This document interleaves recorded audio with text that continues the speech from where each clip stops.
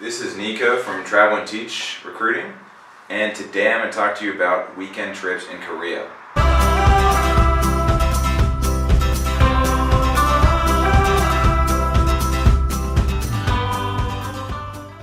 And just to give you a little background on myself, I actually taught in Korea for a year and a half, and I currently work as a placement coordinator who sends teachers there. So one of the major reasons why people go to teach English in Korea is to travel.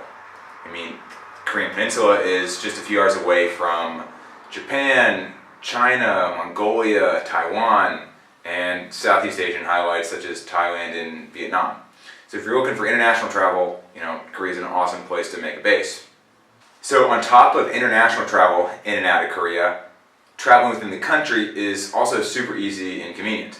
So first of all, Korea is a small country. On top of that, public transportation in Korea is super cheap and super efficient. So a few hours on a bus or a train can get you just about anywhere.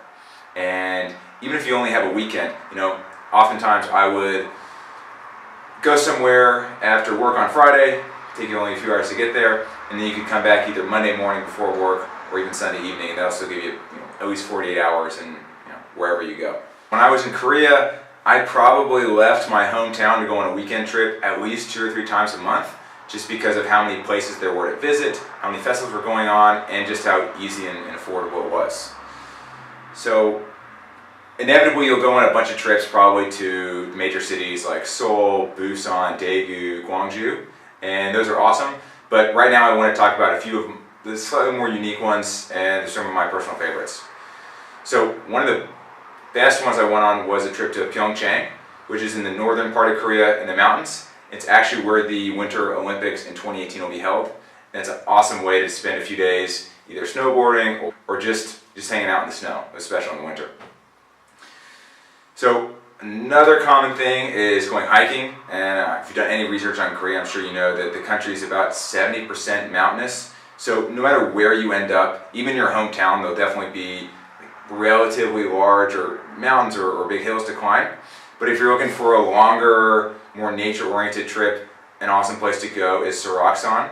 That's home to one of the tallest mountains in Korea, and it's great because it is super beautiful no matter whether you're there in the winter or the fall, and also there's tons of hiking routes. And then probably my favorite weekend trip I ever went on, I did this a few times, was exploring some of the small islands off the coast of Korea. So there was one island in particular off the coast of Incheon, which is where I lived, and you could go there, you could camp on the beach, and it was great because basically you have a whole private beach to yourself. All you gotta do is bring some sleeping bags, tent, pick a spot wherever you want, and yeah, it's paradise. You go swimming, go hiking, and just grill and barbecue on the beach. So those are just a handful of ideas of various weekend trips that you can go on while you're in Korea. On top of that, there are countless festivals going on all over the country, and just tons of fun events happening all the time. So hopefully after watching this video, you learned a little bit more about weekend trips in Korea. If you have any comments or questions, leave them below. And if you enjoyed this video and want to see more like it, be sure to hit the subscribe and like buttons below. Also, if you're at all interested in teaching in Korea, check out the links.